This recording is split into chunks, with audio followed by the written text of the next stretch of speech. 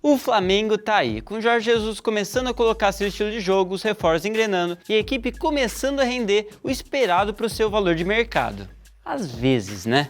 Mas qual é a melhor escalação possível para o elenco mais caro do Brasil? Olá, seja bem-vindo ao Futebol Brasil, eu sou Lucas Figueiredo, então vem comigo.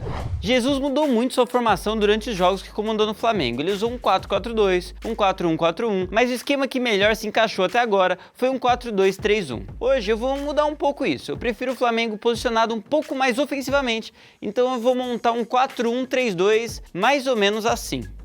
Começando, lógico, o goleiro, acho que não tem muito o que discutir, né? Diego Alves talvez não inspire confiança de todos os torcedores, né? Ele tem um histórico de algumas falhas defendendo o rubro-negro, mas é um cara experiente e vem melhorando nos jogos. Ele tem fama de ser pegador de pênaltis, pegou 2 contra o Vasco uns dias atrás e entre os goleiros que jogaram mais de 100 jogos pelo time, ele é o com menor média de gols sofridos nos últimos 20 anos. O reserva é o César, que não é um goleiro ruim, ele fez bons jogos quando requisitado, como contra o São Paulo, nesse primeiro turno do Brasileiro, mas com os números do Diego Alves, vai ser difícil mudar a titularidade. Na lateral direita vai ser o veterano Rafinha, sem dúvida nenhuma. O ex-Bayern de Munique já mostrou que ainda tem muito fôlego para jogar em alto nível. Distribuiu lençóis logo na estreia e vem tendo um bom rendimento, pelo menos quando utilizado como lateral mesmo, né? Ele cruza bem e sabe fazer a transição defesa e ataque. Jesus tentou usá-lo como meia contra o Emelec e o resultado foi desastroso. Também não faz sentido colocar o Rodinei quando você tem o Rafinha no time, né? E olha que eu gosto do Rodinei.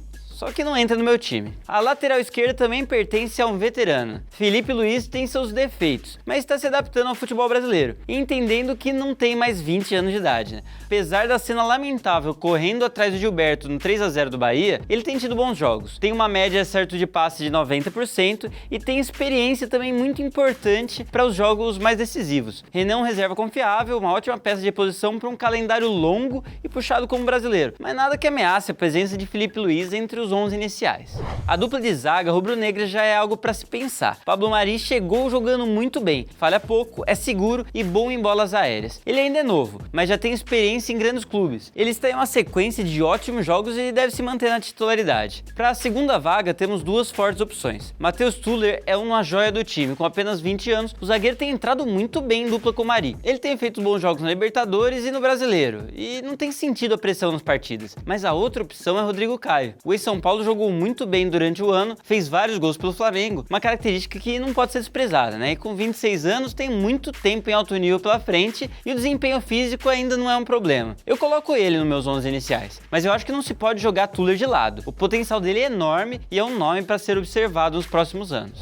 Como volante, o Flamengo tem algumas opções. O William Arão tem sido peça fixa. Mesmo com Jesus reclamando tanto na beira dos gramados, ele tem feito boas apresentações. Como Jesus joga com 2 jogadores nessa posição, ele frequentemente é usado como segundo volante, ao lado de Cuéllar ou Pires da Mota. Mas aqui meu esquema é diferente. Como estou com um volante só, vou prezar pela cadência de jogo para escolher Cuéllar como meu titular, apesar de que o colombiano dificilmente fica no clube, caso ele realmente saia, então William Arão assume a vaga no meio campo.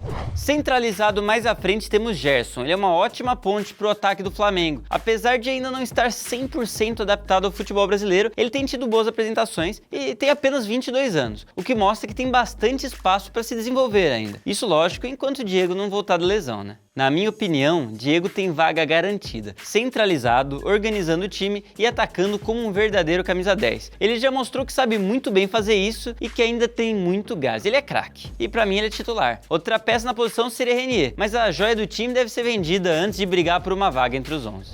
Pela meia direita é Everton Ribeiro, né? Ele vem tendo um ano fantástico. Se lesionou no seu melhor momento, mas é um jogador capaz de fazer jogadas certas nas horas certas. Dar um passe mais difícil, cadenciar o jogo e se agudo se necessário. É o capitão da equipe. Alguém acha que ele não merece estar aqui? Já pela meia esquerda, outra escolha muito fácil, né? Jorge de Arrascaeta. O uruguaio tá jogando cada vez melhor. O cara tem 7 gols e 6 assistências em 9 jogos no Brasileiro.